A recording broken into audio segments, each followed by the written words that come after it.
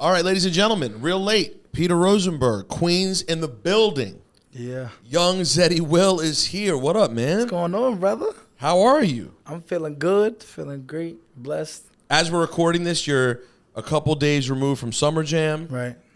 Where is that on the like? I'm sure you have a list of things you wanted to do as a New York artist coming up. Was that one of the ones on the list? Yeah, Summer Jam was definitely top 3 because I remember going to Summer Jam with my mom and my brother 5 years ago. We was sitting up. I don't know where was that. It probably was. It might have still been in the stadium. Was it outside? It was outside. Yeah, it was at MetLife Stadium. Yeah. So I remember being up there and just watching Meek and everybody perform. I had no aspirations of being an artist. I just remember that moment was so fun. So I hope somebody in the crowd is feeling that way about me when I'm on that stage. Were you already creating content at that point? No. I was just a normal high school kid. 5 years ago, I was 18 years old. Yeah. I was and you're from Queens. Queensbridge. You're from Queensbridge Projects. Where'd you go to high school? So I went to high school for a year in the Bronx at Cardinal Hayes, and then my mother sent me out to boarding school.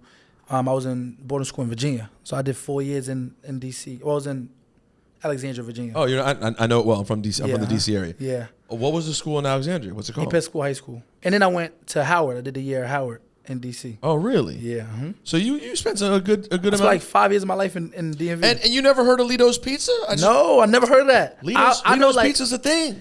And that's in Maryland? Yeah, I don't think they have any Virginia locations. Yeah, probably not. Wait.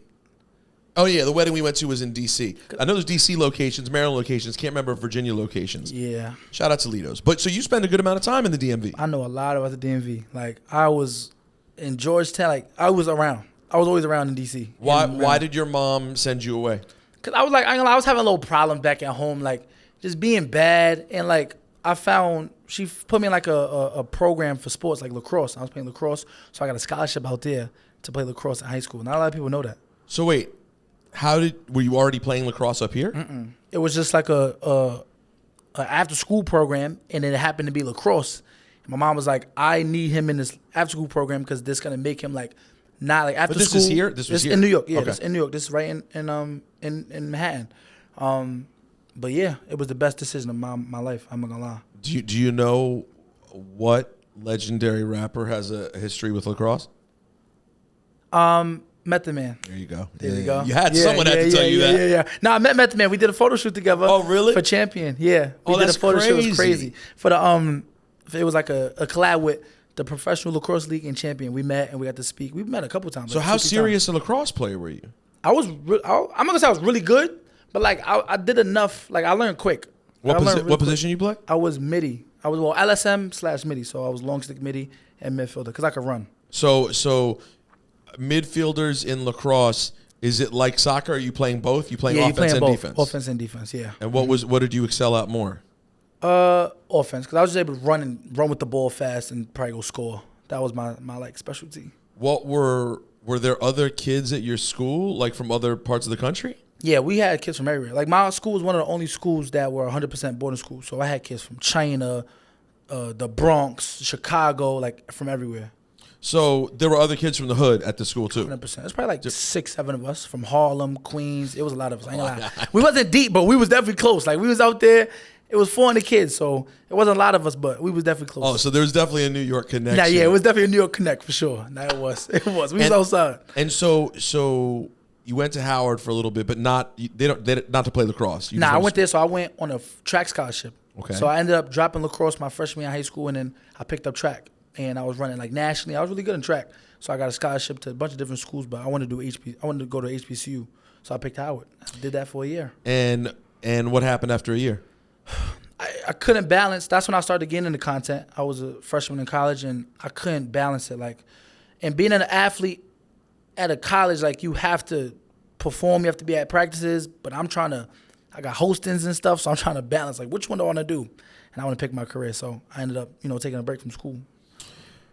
Wow, so you've really picked up and done a lot of different things. Yeah, track, swim. I was swimming nationally. I was swimming. My mom put me in a bunch of stuff. She just had to keep me from being outside on the block and just doing dumb stuff. So she put me in a bunch of sports. What were your strokes in swimming? I was more butterfly. Mm-hmm. And you were serious at that too? I was serious at that. Nationals. And my mom we traveled to D.C., Virginia, North Carolina. How early were you up for swimming every day when you were doing that? Was it crazy hours? Nah, swimming was like after. That was like after school type of thing. I swam at Millbank in Harlem. That was like an after school type of thing. But track, I remember being in college, even in high school, I had to be up early, 6, 7 a.m. for practices. And what were your events in track? I was 800 in the miler. I was a miler. I ran 423 in the mile. I'm sorry? 423 in the mile, yeah. I really ran track. I pick when I do stuff, I'm serious at it. Like, I'm locked in. That's crazy, Yeah, bro. I ran that in high school, yeah. So, wait. You said mile, and what was the other one? I ran 800. 800? Mm-hmm. What's the time like in 800 meters? I don't Anything like under 2 minutes is cool. Like, I ran like 156. So, that was pretty decent for what I was doing. Now, at any point in your track stuff, like, was it possible that you could have been on a track for, like, the Olympics, or was that not? So, that was my main goal. Like, I was like, if I didn't pick up rapping or, doing content, I wanted to go to the Olympics. Like, it was going to take me a lot longer. Do you think you could have gotten there? I feel like I could have. Yeah. I feel like I could have. Like, I was excelling at a fast pace. I was never, like, getting injured or anything. I had good coaches. So, I feel like I was on my way there. Like, I only picked an HBCU because I kind of knew I didn't want to be in college for that long. So, I wanted to have fun for a year. But, like, I could have went to, like, UConn and Buffalo. I had a bunch of different offers. But I chose to just go have fun and party. And what kind of content creation did you start doing? Comedy. I was doing comedy skits, and like voiceovers, reactions, all that type of stuff on like TikTok and Instagram. And when you started out, like, how did you build your following? Like, you at first you're just a kid doing it. Were you? I mean, especially when you're coming from boarding school, right? Yeah. So it's not like you're even in some. It would be one thing if you're in some really big, populous New York high school where 2,500 kids already know you. Right. So like you were starting out kind of in a small spot. I'm guessing personality-wise, probably a big fish in a small pond. Yeah, exactly. So I'm guessing you became pretty popular in school. Easy. It was quick. Everybody was looking at me like it was something wrong with me. Like, what is he doing? Why is he? Because I started making content my senior year of high school. I was one of the COVID kids. I was in the COVID year, and I was the only one on campus just making videos and screaming outside my window and being up late night. Like, teachers lived on our dorm, so my teacher would like knock on the door, like, you be quiet, you gotta go to sleep, you got class in the morning. So I was just making skits, being funny, just doing what I, would do off camera, but it started to blow up. Do you remember what the first thing is that started to catch? Like what your first video was that? Yeah, it was a video. I was like, if a New Yorker, because I made only New York City content. Even though I'm all the way in Virginia, I made New York City content because that was me. So I did, if a New Yorker was a pilot, and I remember setting up my ring light in my dorm, and I was like my character was like C Bands. So I'm like, my name is C Bands. Fuck what you talking about? Like, I'm screaming at 2 a.m. on a dorm. My teachers got kids in their room and all that. But that was the first one I blew up. It hit 1 million views in like 2 days, and it took off from there. Like, it was wild. It was wild. Did you realize almost immediately, like, oh, I want to do more of this? Like, because that high will hit you. Yeah. 1 million views quick. I was like, yeah. But I didn't know it was real. Like, I kind of just was just doing it for fun still. I didn't really start taking it serious. And like, as like, I didn't really know it was a business until I met Sean Prez in college. And he was like, what you're doing is not normal.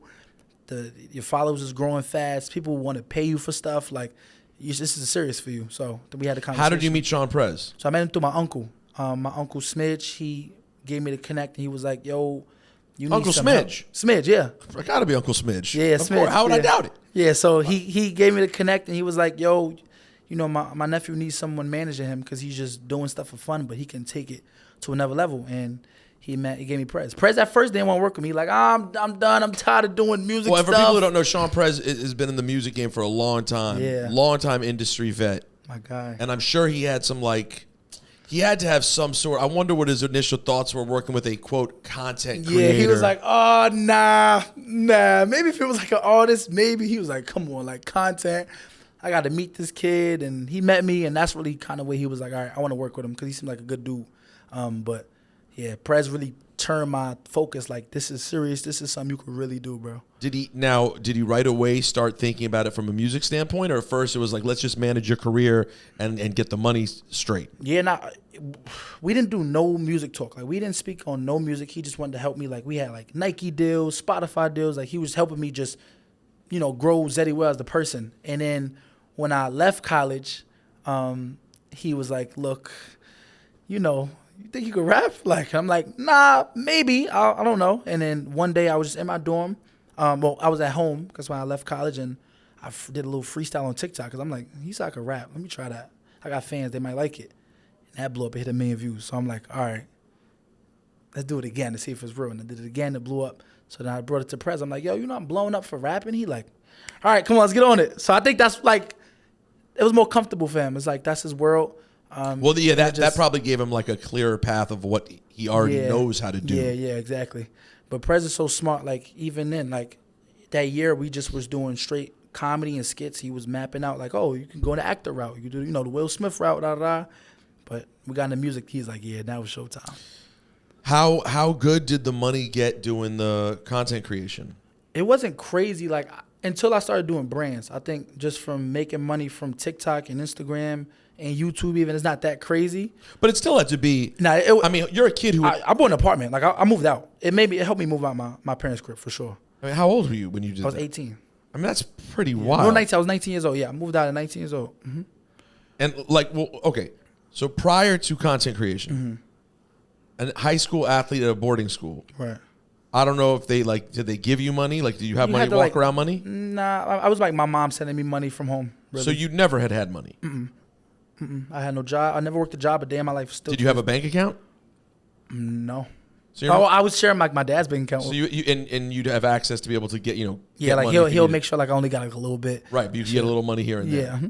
But you had never had the idea of having $50,000 or $100,000. That was still not a concept for you. My first big check was $10,000 in college. I was a freshman in college. And you must have wilded out. Oh, I spent that in like a week. $10,000. I spent $10,000. I got that check. I showed my roommate. I showed all my suite mates. I showed everybody, and I spent that quick. I just bought food for me and my suite mates. I bought some new shoes. I was bugging.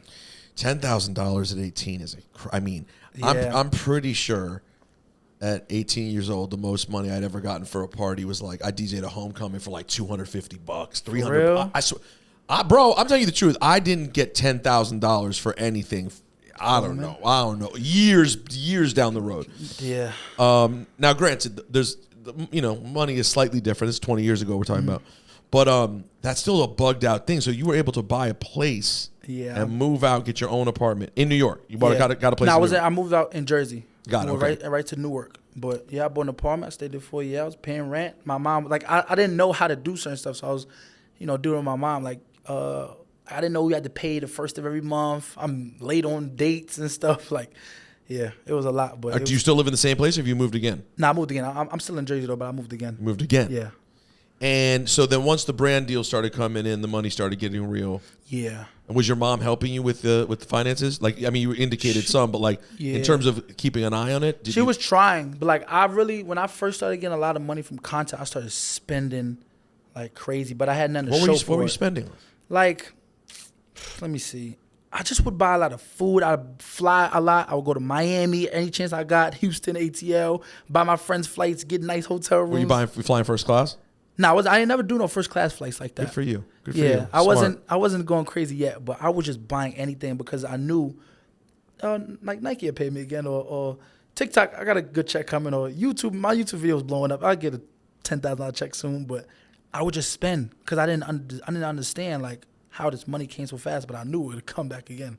I was just buying stuff. So how long did it take for you to calm down? Once I started making music money, once I started to see how big the money get and how bad people spend their money, I'm like, I don't want to end up like them. People go broke fast. And I'm sure Sean Perez was in your ear about this 100%. too. As soon as I got into the music stuff, he started teaching me about taxes and all that type of stuff. Putting money aside early in the year. Oh, I'm the best. Like right now, like the Zeddy Will now in the music industry compared to when I was just doing content is so much different. I make a lot more money, but I save a lot more. Like I don't spend anything. So if you get a check, do you right away just take a bunch of it, put it aside, say, well, that's going to be taxes? 100%. Say I get 10,000, I put 9,000 away.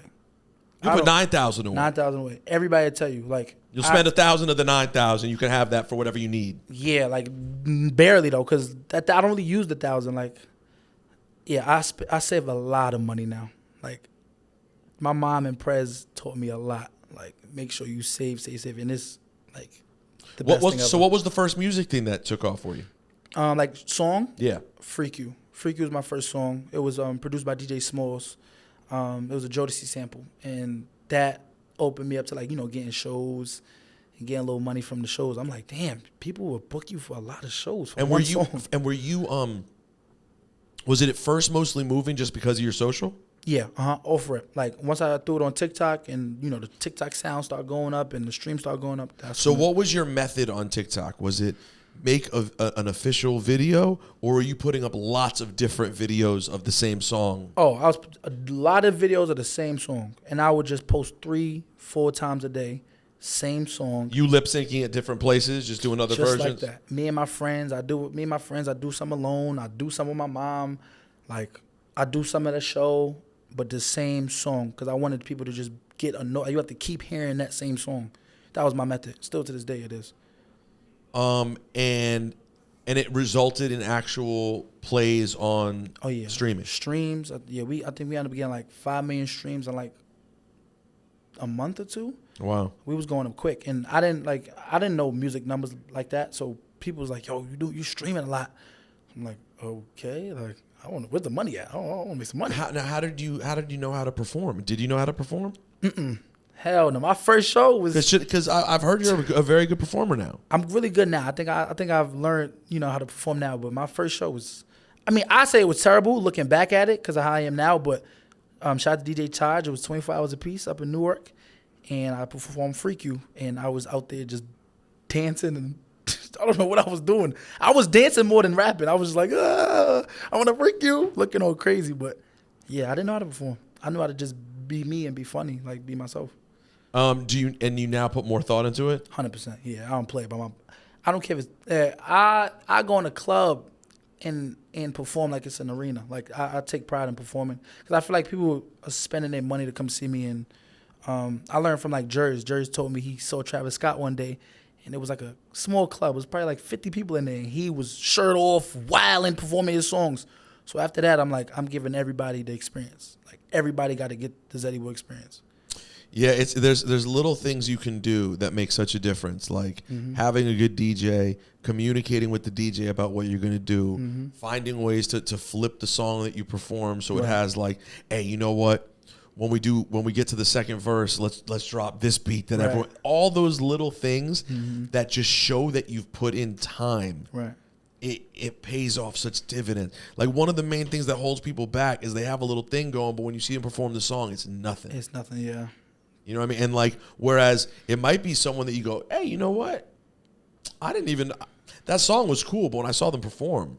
It made the song seem like bigger than it is. Exactly, and it made the person leave with the because you never know what person's in the club. They're not a Zeddy Will fan. Right. You just happen to be in the club that they're in right there, and then they may leave a fan just because you gave, a little bit extra.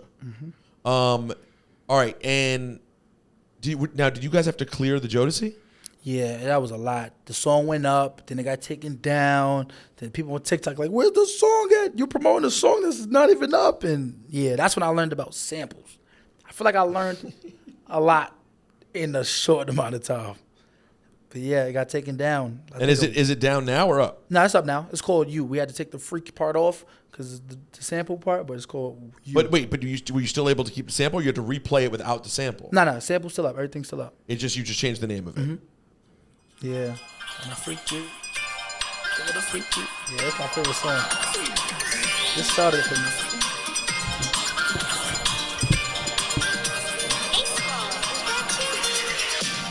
I wanna freak you as soon as I can be. I wanna know. You leaving with your friends after this, so you coming with me. Let me tell you something about Zeddy Will. My man Zeddy Will is gonna get to these tempos, bro. Yo, I'm telling you, you're gonna get these up tempos. That's why I love them. That's your you moving. That's your pocket, huh? Yeah. Like I feel like everything I hear from you is like 100, 105 BPM. It's gonna get you moving. And even if it's a lower BPM, it's gonna feel fast because I'm a rap and make it feel like I need to get up and start moving. Yeah, man. So do you consider what's out right now your debut album? Yes, 100%. Set the Tone, yeah, of course. And Set the Tone's been out for what, 2 months? Dropped May 2nd, so it's been like a month and some change. And you really made it like it has a full sort of complete feeling. You made a clear decision to make this like you're gonna have an experience. You got French on it. Right. Yeah. Shout out to French. You got Jen Carter, little TJ's on there. Yeah. You look like Waldo on the cover of it. Yeah, that was the inspiration. Where's Waldo? Exactly. Why Where's Waldo? That's just one of my childhood, like it's one of my favorite, like, you know, books, memes, whatever you want to call it. And that's just me. I didn't want to shy away from who I am and just being somebody that's creative and fun. It catches your eye. It's like, whoa, what's that? Yeah, right. Well, right away, and right away, like, is that he's going Waldo? What's that? Well, but also, it also does have a built-in. It does kind of show your fun-loving nature. Mm-hmm. I mean, it's interesting that you used to get in trouble because I'll be honest, you have a very unique mix right now that you don't see in hip hop a lot, particularly in New York hip hop, right. Of being like cool, and you know, a ladies' man, but not trying to seem tough or a gangster. It exists, but it's not super common. Yeah, because I'm not tough. I'm not a gangster, but I think, and now even when I was younger, getting in trouble, like people was like mistaking me trying to be that. I was just want to make people laugh. I was doing anything to make people laugh. So you were cutting up. Yeah, I was doing whatever. Like that was me. But yeah, I'm not tough, and I'm just comfortable in my skin. Like that's the main thing. Were you always like that, comfortable in your skin? Yeah, always. I was always. It was parts in like, you know, in my life where I was like, kind of like, it's not, people like making fun of me. I don't know if I want to be me no more. I kind of want to. I didn't know that at the time, but I'm like, I want to probably be on the block. You know, people smoking cigarettes in Queensbridge, and you know, they smoking weed and stuff. I want to try to get into that type of stuff, but it always just wasn't my thing. It wasn't for you. Yeah, nah. You weren't scared going to boarding school? I was shook. Yeah, it was just a bunch of different people that don't look like me. I was shook. What was the my God. What was the first day like? Like your mom drove you down there? What was it? Me and my mom and my dad went. And we had two different cars. We brought all my stuff up, and I looked for the first black person I could. Like, I'm like, yo, where is somebody that looks like me? I'm scared. And I ended up finding this boy named Shane, and he's been my roommate ever since I went there. White boy from Massachusetts. No, well, he was my roommate for the first 2 years. Got it. Shane, and he's a white boy from Massachusetts, and that's been my best friend, like one of my best friends ever since. And he was just cool, and I was shook though. I was scared. He was scared. What do you think? What was it scary? Was it the new people? Was it the leaving your parents? Like what made it the scariest to you? I felt like, I think leaving home, leaving what I'm used to. Like, and you were young. I was 15. 15. That's you know, I would have been shook. Yeah, I was 15. Like, I'm leaving home. I'm used to the city. I'm used to being able to go across the street and get a sandwich from the store. I'm used to Chinese restaurants. I'm used to all that type of stuff. So now I'm going, I see grass. I don't see a lot of buildings. I see a bunch of grass, and we got a gate around us, and they telling us we can't leave campus at a certain time. And when you want to eat, you go to the cafeteria? You have to go to the cafeteria? You got to order food, but then you have to ask to order food. Like, what is going on? I don't like this. I was confused with what's going on. Like, and I was calling my mom to come home every weekend, and she was like, no, like, you have to stay out there. You have to figure it out. And I think of it all the time. Like, that was the best decision of my life. Were you crying when you went to bed? 100%. I cried the first week. But my roommate was like, he was like a thug. Like, he was like, shut that shit up. Like, I'm trying to go to sleep. Like, it was like an inmate. Like, I feel like I was with an inmate. He was like, shut that shit up. Like, we not crying, bro. You better figure it out. Because I'm figuring it out. You better figure it out. And then you stopped crying, but you were still begging to come home for a little while. 100%. And then at what point did it start to feel like, you know what, this is actually not bad? I would say when we started doing like sports, starting to be like having practices and doing competitions, because then I had no choice but to be with the kids. Like, I felt like because there's like 3 weeks where you're not doing sports, they kind of got us doing campus activities and all that type of stuff. But were there girls or no? It was girls. Yeah, it was like split 50. It was like 200 girls, 200 boys. And everyone stayed in the same area, or was split? You had boys and girls. So we all was on one campus. Girls had their own dorms, boys had their own dorms, and there was like a freshman dorm for boys, freshman dorm for girls. Then after that, from 10th to 12th, it was mixed up. But it was no co-ed dorms. Got it. But yeah, the first 2-3 weeks, I just stayed in my room, stayed to myself. But once we had to get out there, like, and do sports, that was time. I started getting more comfortable then. What hip hop did you grow up listening to? None. Eminem. Eminem is the only artist I ever listened to since I was like 5. Why? Why nothing else? I don't know. That's why he's my favorite artist now. I don't know, though. That's all I listen to. I know every Eminem song. Like, I was bumping Eminem since I was young. My mom used to tell me, like, she had to tell me to stop listening to it. I used to listen to 8 a.m. It's 8 a.m. in the morning. And I used to listen to that all the time. I remember being in Queensbridge on Vernon Boulevard listening to Eminem. And now I don't know, that's the only hip hop I listened to growing up. What was your mom listening to in the house? Like, like the Mary J. Blige, the Fantasias. She's an R&B kind of lady. Yeah. SWV, like she likes a lot of R&B stuff. And what do you think it was you gravitated toward? I mean, listen, Marshall's obviously he's one of the most successful of all time. Yeah. So it's not like it's crazy, but at the same time, he is unique in terms of like what he talks about. Yeah. He can be quite dark. Mm-hmm, yeah. Like, you don't seem like a very dark guy. At all. Like 8 a.m. was, like I said, a really dark song. But I just he was just fun. And I could get up, I could dance to him, I could laugh. Like, that's just what I was into. So that's all I listen to. And still to this day, I know every Eminem album. Like, I bump Eminem hard. You even like the recent albums? All the recent ones I listen to, I don't care what nobody say, oh, Eminem got to stop rapping. I don't care about none of that. I'm an Eminem fan. Yeah. I like Marshall Mathers from the LP. What's the ones with Jesse? I Hate You? What's that say called? It's called I Hate You? I forget. The ones with Jesse Reyes off was it 2 albums ago? It's Nice Guy. Oh, Nice Guy. Which You're such a nice guy. Yeah, he be bugging. Like, that's how I rock with him though, cause he don't care what nobody say about him. Like, I fuck with Eminem heavy. No, so he would be the dream person to get to work with? 100%. If I get to work with him, like on the music side, that would be Eminem. Well, by the way, it's not always my favorite stuff that he does, but M is down for an up-tempo joint. Yeah, always. He always loves to lead with a single that's like 130 beats a minute. Yeah. He's rapping mad fast. If I could do a collab, it would be Eminem. Like, that would make my day. But like the acting side, it'd be Will Smith.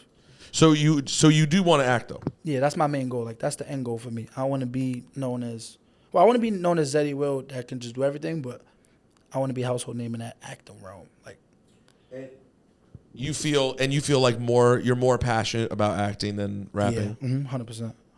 What is it about Will Smith you like? And I'm glad it's Will Smith that you're into and in acting and not rapping. Because I'll be honest, that new record that came out this week, I'm not sure. Yeah, I heard his album. He just dropped the album and stuff. Dropped an album. He's doing press. He's around. No, listen, he's out. I love that he's outside. Yeah. And just going for it. And some of the songs are like it's almost there, but it's just not quite there. Although I think Will is underrated as a rapper in general. I think people really give him a hard time because he was just so successful as an actor. Yeah, and that's what it is. He has a theatrical style about him. It's not for everybody. Yeah. What is it about him as an actor though that you gravitate towards? Like just like doing my research on him, he's just so passionate about it. And like he can just do every like role. Like I feel like he can do any role he wants. Like I love the Denzel Washingtons, I love the Leonardo DiCaprio's, all that, but just Will Smith, I feel like I relate to him more. I had never met Will Smith, and he came in and like you said, he's outside, so he came to the radio station when the last Bad Boys came out, and when he showed up. We've done a lot of interviews. We haven't been doing a lot recently, but for many years we were interviewing a lot of people, and a lot of them are pretty big, and it's cool. So it's a very cool thing. I was excited when we booked him, but I didn't overly think about it. I did bring a little record to work to have him sign, though. I will say that I don't do that very often. Yeah. AKA, I do not do that. I did bring a record to have him sign, but I will say, like when they're like, "Oh, they're here." And I went and walked in the other room, and he's standing there, and it's an interesting position, like the being a radio host and you're greeting a huge star, because like in your head, like you're nobody, right? But they're there to see you. And they're like, you know what I mean? Like, you don't know them, but they are there to see you. Yeah. So you walk up to them with a totally different confidence that you would on the street. Right. Like, if I saw Will Smith on the street, I'd probably be like, oh, hey, I'm so-and-so. Yeah. But you go into it being like, well, he knows who I am. Because at the very least, they told him. Yeah, he has to know who you are. At the very least, if I walk in. But it wasn't that. He did seem like he actually knew. Like, he clearly sits around and watches enough videos that he knew. But, yeah, bro, I walked in and just started chatting up with him. And within, like, 10 seconds, he's laughing the way Will Smith, And you're just like, yo, this is really Will Smith, bro. Yeah, that's hard. I can't wait to view it. That's tough. I was like, yo, you're really Will Smith, bro. It's crazy. Whoa. Yo, he was sort of mind-blowingly cool the entire time. It's funny. I don't really pin tweets, but like this one question I have in that interview has been my pinned tweet with him for like since I did the interview. For real? Yeah. I just what was it? What is it? I think it was about Jazzy Jeff. I think it was about how great Jazzy Jeff was, maybe. Because like I brought up with him, I was like, it's funny that you started working with a DJ, and like you're really good, you're a really great actor, and you're a really great rapper, and you're really great at all the things you do, but your DJ literally is the greatest of all time. Yeah. And so we had a talk about how great Jeff was. Fresh Prince and Jazzy Jeff. Like, yo, man, was he the first one to like have like a DJ really be like have a duo with a DJ? No. At that point, you already had, Eric B. and Rakim. Okay. Yes. There were a few others, but Jeff was such a huge part of the group. Like Eric B., respectfully, his name was a huge part of the group, and his image was big, but Jeff was getting busy. Yeah. So like Jeff has songs on their albums that are just for Jeff to be scratching, and Will's highlighting, like, check out Jeff, and it's just Jeff getting busy. That's tough. Mr. C, God Bless the Dead, Big Daddy Kane had records like that with C on his album, but C's name wasn't in the group. It was, they decided to just be Big Daddy Kane. Yeah. So the fact that it was DJ Jazzy Jeff and the Fresh Prince, that's hard, and it leads with him. Yeah, it's just different, And then, of course, he put him on the show, and, Jeff was painfully shy, so he barely wanted to do it. But yet the stuff with Jeff is so memorable. Yeah. Like, everybody knows if you toss someone out of somewhere, you're like, I'm about to treat you like Jazzy Jeff. That lasts forever, you know what I mean? So have you gotten to do any, like, acting yet? Nah, not yet. Like, I would say I did, like, one, like, table read before, for a movie that I don't think they're going to go through with. But other than that, no. I've never done acting classes, like none of that. So you're trying to just play this thing out first, do the music thing as well as you possibly can. And then the acting will come along. I feel like there's no way. Like, I feel like that's just in me. That's just something that's going to happen. So I'm not even going to rush it. I'm not going to try to chase it. It'll happen. Somebody will get me for a role or something. How's the, that's an incredibly optimistic and yet I believe realistic attitude for you to have. Yeah. I mean, listen, you stumbled into it seems like you stumbled into all of your athletic stuff. Yeah, all the athletic stuff. You stumbled into everything. Everything, yeah, exactly. Yo, you're really, I know you're on the cover of your Waldo, you're really Forrest Gump, bro. You just sort of wander into things and like, and you run. I run. And I ran longer distance too. I'm trying to do a half marathon too. I really might be Zeddy Gump. No, for real. Zeddy Gump. It's at least a freestyle. Yeah. Zeddy Gump is at least Zeddy Gump. One. Yo, the funniest thing on ever, we do a segment on the radio show called Whitish Wednesday, where I play white songs for my co-hosts, and they have to like guess what they are. And different topics come up. Anyways, my brother, Shawnee Culture, who runs the board on the show, yo, he revealed, this man, he's 45 years old. He's my age almost exactly. He's never seen Forrest Gump, bro. Yeah, I ain't gonna lie. I'm 23. He not seeing Forrest Gump is kind of crazy. No, it's that's crazy. No, it's bonkers. And I said to him, and by the way, it's not like he doesn't like watch white movies. Our joke about him is he always knows like white movies and shows. Yeah. I'm like, but Shawnee, Forrest Gump isn't even white or black. It's everybody seeing Forrest Gump. Everybody see Forrest Gump. And then today we brought it up, and Ebro is like, yo, but have you ever seen a Bubba Gump restaurant? And he's like, yeah, I've eaten at Bubba Gump. And I'm like, you've eaten at Bubba Gump, but you never seen Forrest Gump? I was like, wait, so you don't even know who Bubba Gump is? He's just eating. That's just a good spot. Like, he's want to get some shrimp. Yeah. Damn. Yeah, Shawnee, you're a wild boy, bro. I'm gonna get an actor one day though. It'll happen for sure. No, it seems like a great fit for you. Has the rap world been accepting of you? Have you felt like the other rappers have shown love and treated you well? It's happening now. I feel like right now is a transition where it's cool to DM me. It's cool to ask, yo, can you get on a song? It's cool to say, I heard your album. It was tough. But in the beginning, nah. It was like, it wasn't hard because at the end of the day, like, I wouldn't grow up to be like, oh, I want to be a rapper. People going to love me one way or another. I'm going to show my skills. Like, that. It's not what I want. But In the beginning, it was kind of tough, like trying to do songs with people and try to get brought out for certain people on shows, and they were just like, nah, or not answering. But now it's cool to be next to Zeddy Will. Like, And now part of that, of course, is the fact that your reputation tells people that you have 5 kids by 5 baby moms. yeah, nasty works. New York Post, you got to take that Now, down. by the way, so we tell the story. Damn it. Will you tell the story? We tell the story of what happened exactly with that.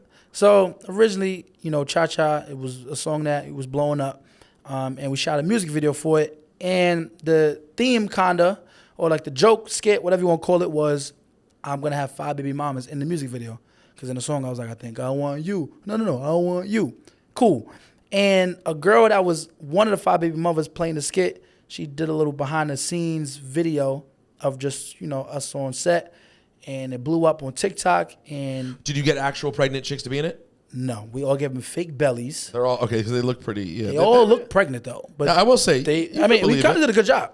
You did. TMZ picked it up, and everybody, like all these news channels from all around the world, France, China, Africa, they just started going crazy, and people hated me for having Wait. 5 baby moms. But it wasn't obvious. It's a video. No, but people like It's not a fucking documentary. That's what I'm saying though. But like they really thought like I really had 5 baby mothers, so it's been and it resurfaces like every week for real. So here's the article. I'd like to share it with the audience here.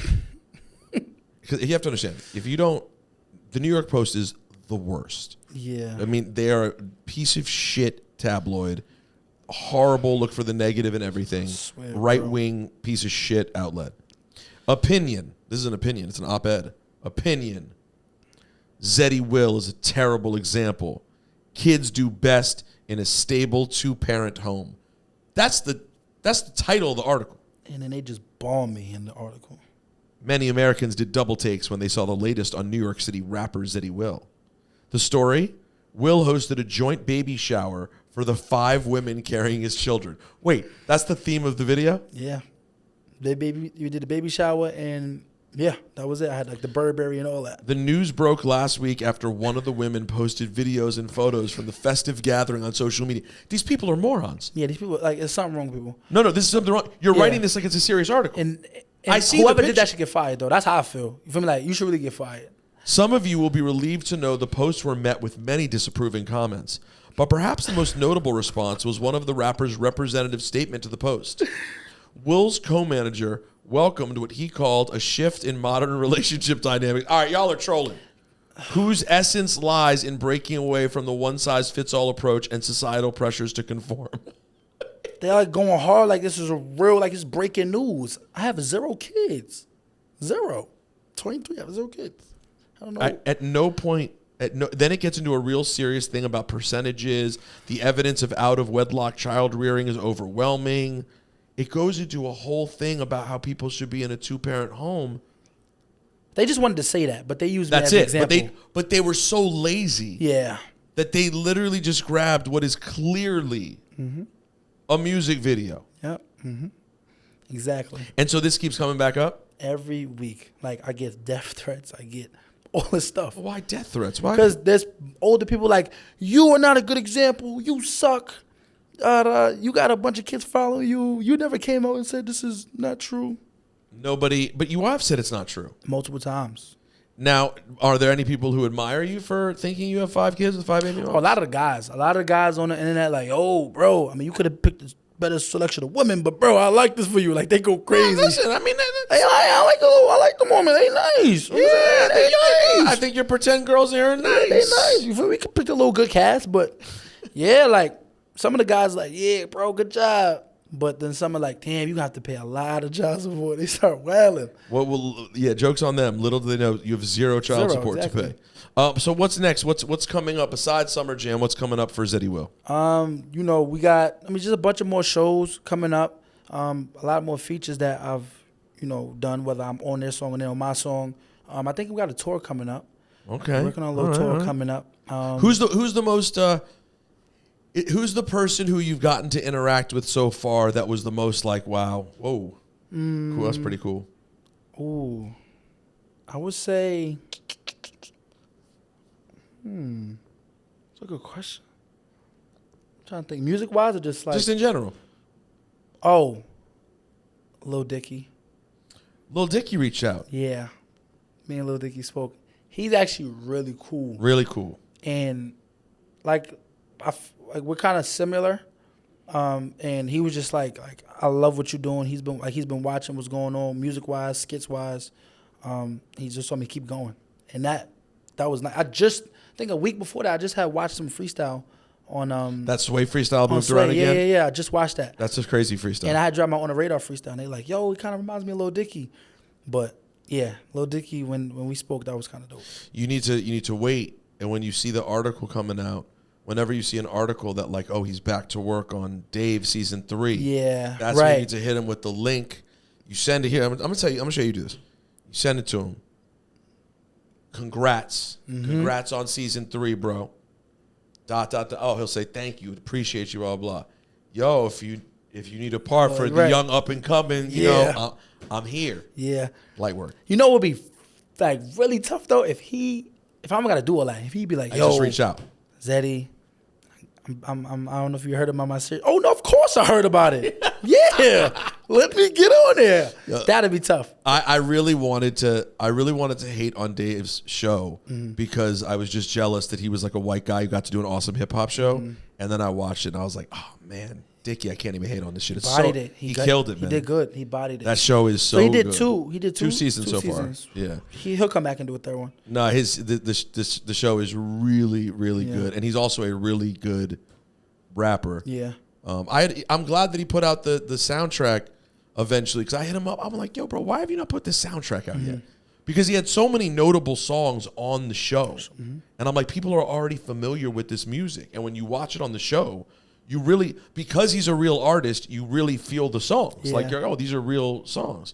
So I'm glad he put that out, but I'm sure he has more on the way as well. Hopefully, more music and more of that show. Yeah, no, I think we'll get all of that.